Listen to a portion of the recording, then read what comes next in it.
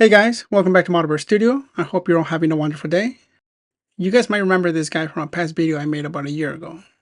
What we have here is a no-grade RX-78-2. A no-grade kit is typically an older kit that precedes the grading system we have today.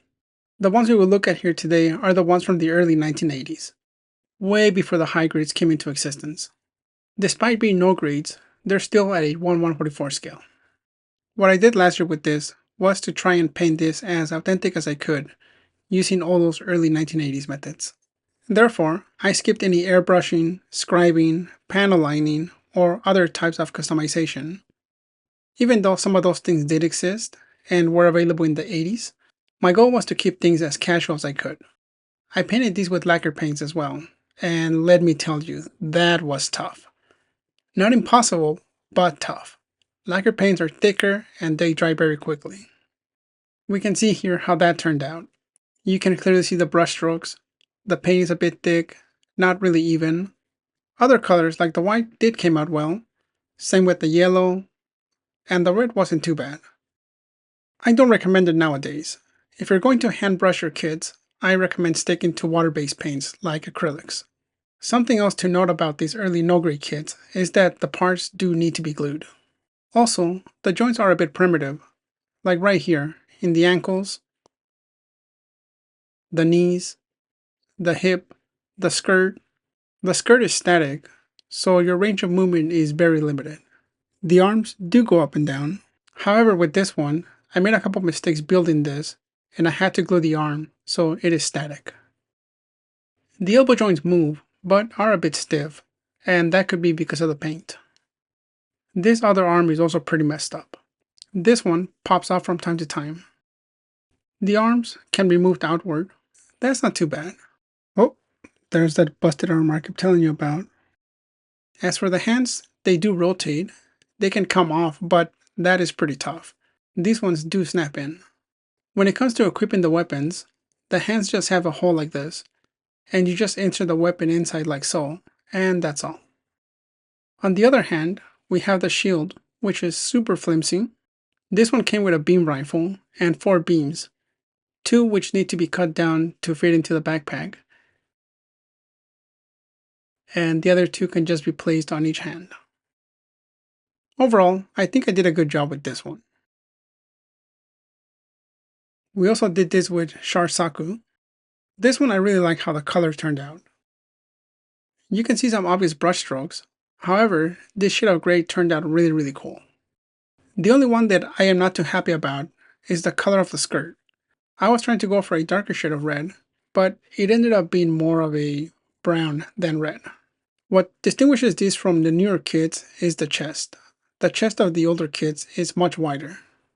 Mobility on the Zaku is pretty much the same as the RX-78, with the shoulders, elbows, knees, the hip, and this one doesn't even have any movement on the ankles. It is just a solid piece. Now that we've done the recap on these guys, it is time to take them to the next level.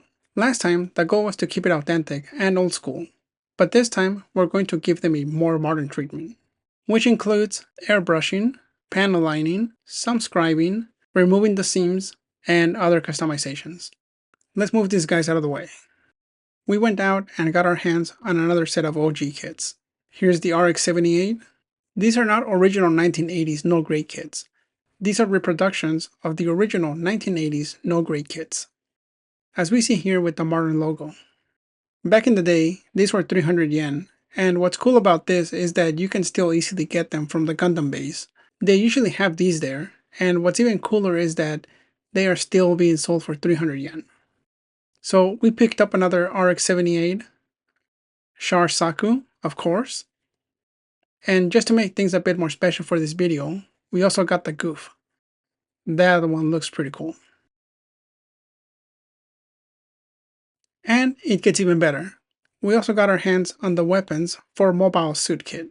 This is basically the expansion pack that includes weapons for all 3 kits. Here we have the Gundam hammer, this chain with spikes, and here we have another one, and this one is the Gundam eyeball hammer. Basically the same thing, but the spikes are a little bit more sharper. the Gundam high ball bazooka for the RX-78, another bazooka down here. This one is for the Zaku. 2 rockets. These ones are for the RX-78 bazooka. 2 smaller rockets, and these for the Zaku bazooka. On the other side, we have the missile pod set. These go around the legs of the Zaku. Here is the heat hawk for the Zaku. A couple of grenades.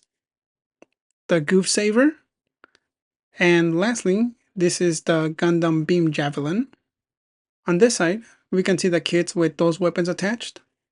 And this is going to be the project for this video. We will build all these with the weapons. Just to recap, what we will do different this time compared to before is weld the seams. This will be primed and airbrushed. I'll do some panel lining, maybe scribe in some new panel lines. I won't do anything too crazy. There won't be any heavy customization, no LEDs, no kit bashing, no making this look like an RG or anything like that. In the future, that would be a good idea to take a look at, but not right now.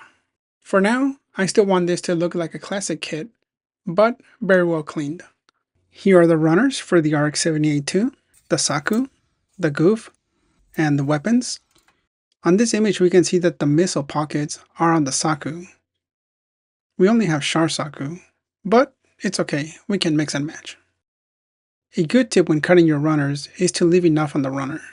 This way, you are less likely to cut something that you shouldn't have. Take this piece for example. It would have been very easy to make a mistake here. It is easy to think that this is part of the runner, when in reality, the actual cut has to be right here. Now, I'm going to have to get this cleaned, so let's speed things up.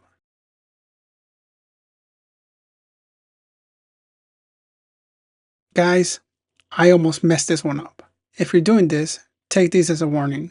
I thought this was part of the runner, and I was so close to cutting it all the way down here, and then I flipped it over and realized that that would have been a big mistake. This top area is the only one that should be cut. The other part is the one that gets inserted into the helmet. That was a close call. The only reason I knew something was up was because I've done this before. Something that I really like, and know others would too, are the shoulders of the Gouf. With this giant horn here on the top, and the 2 spikes on each side, that looks really cool. Although I can see that once this is glued together, it won't be as sharp. So I might add some epoxy here and make these sharper, along with the spikes. On this front piece, I'll need to scrap these panel lines since they are a bit too shallow. Here's something interesting about the weapons. These chains need to be heated so that the plastic softens and we can mold them into shape. We can see that here in the manual. Here's all of the pieces for the individual Gundam. We have the RX-78, Char Zaku, the Gouf, and the weapon set. Now we are ready to start applying our glue and begin welding the seams. Our plan will be to glue each section individually, clean it, sand it, then attach the next piece, and eventually make the whole piece as we see here with this leg. This will be primed and colored as a single piece. I wanted this to have a little bit of color separation, so when the time comes, I'll have to mask these areas or go in with a fine brush and hand paint those in since these areas are quite small and tricky. As I come across any other issues, I'll make sure to point them out. Let's get started. Make sure that when you're gluing your pieces together, you're applying a good amount of pressure and see the melted plastic dissolve just like this. Hopefully you can see it here, since it is a bit hard to see with white. You can always apply more glue over the seams.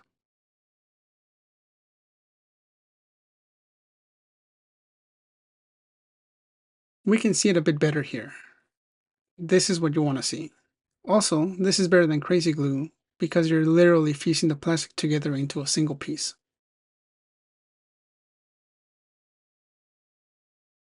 When it comes to the antenna, I'll be cutting these extra parts to make it sharper. We are slowly making progress. And also, I'll be doing my best as well to remove all of the seams on the weapons.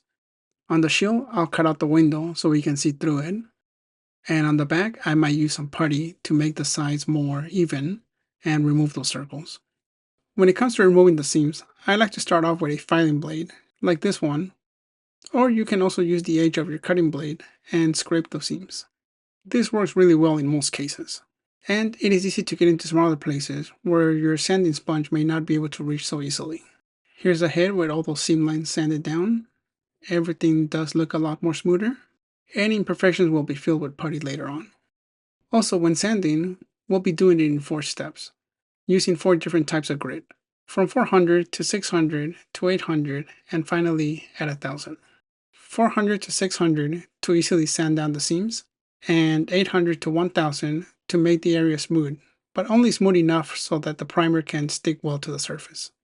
Here's a side-by-side, with one side fully sanded, no more visible seams.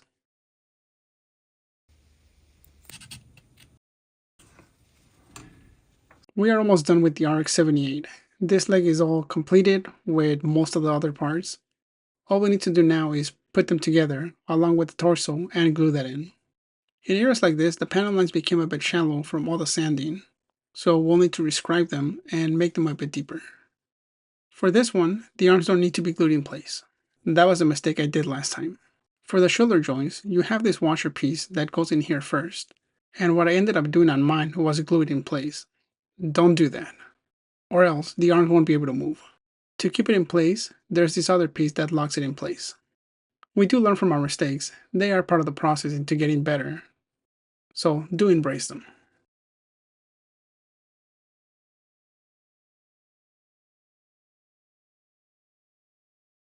We are done with the RX-78, and we can consider this one ready for priming, or even before that, fixing some of the issues with putty.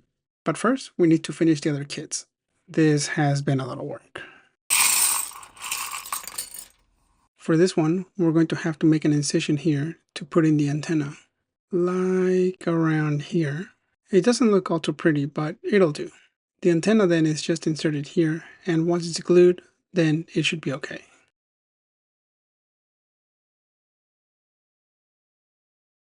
Here's another area where the panel lines become shallow after sanding. So we're going to take our scribe here and rescribe these. Just find the size that'll match. This one comes pretty close. This is a 0.2.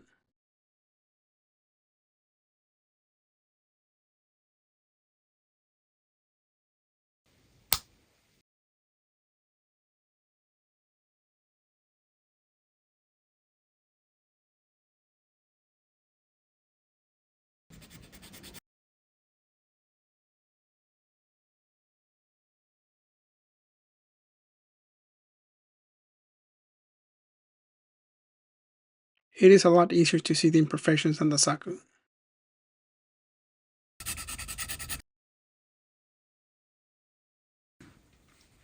Moving on to the Gouf. Interestingly enough, unlike the Zaku, the Gouf already has the cutout for the antenna.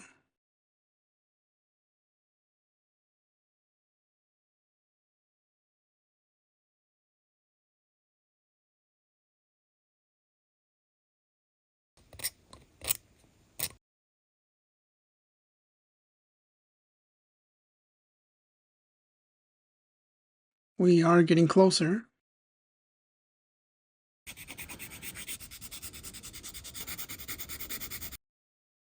Here's the legs. I sanded as much as I could. All the shiny parts that you see here are all the imperfections. These are uneven, so I'll have to use some putty in these areas to even them out. Right here as well, there's a couple of gaps. On the bottom of the foot, there are more. This one has an even bigger spot right here. Instead of sanding this one, I'll just fill it with epoxy. We can see more on this side. Once it's primed, the surfacer may fill in some of those smaller gaps.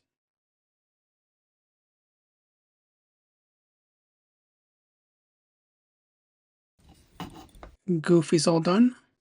The feet are uneven on this Gouf. It can't stand center, and that's because of the uneven feet. Right now, it either tilts this way or this way. We will need to fix that. I'll be adding some epoxy on the sides to balance it out. Finally, all 3 kits are done. This took longer than expected, but it is so nice seeing them fully built.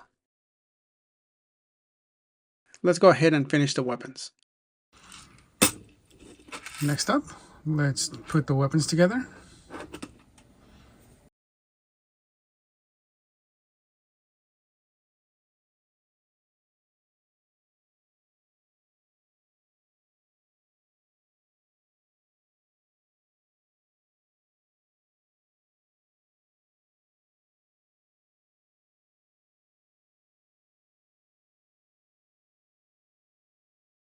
We are done with all the weapons, at least the initial sanding part.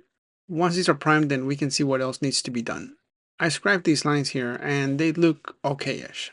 Another mistake I did was not waiting till the glue completely cured, so the lines aren't completely smooth. Next step is to clean all these parts and enter the priming phase. This video is already getting longer than what I would have liked, and yet we still have so much to cover. Therefore, I'll split this into two parts. In part 2, we'll finish the rest, fill in the gaps, make some customizations, prime them, and fully paint them. Do look forward to that coming soon. But until then, have a nice day, take care, and I'll see you in the next one.